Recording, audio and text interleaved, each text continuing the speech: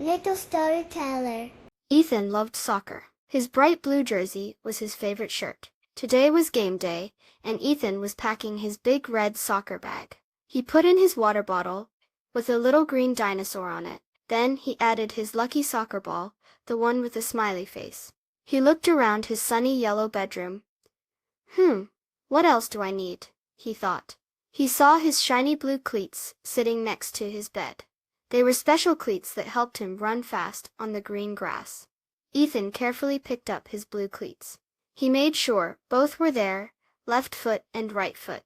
He zipped open a special pocket on the side of his red bag, just the right size for his shoes. He tucked them in neatly. At the park, the sun was shining, making the green grass look extra bright. Ethan's friends were already there, laughing and kicking their soccer balls. He unzipped his bag and pulled out his lucky ball. When it was time to play the game, Ethan reached for his cleats. He opened the special pocket, and there they were. His shiny blue cleats were ready. He put them on, tied the laces in a neat bow, and ran onto the field.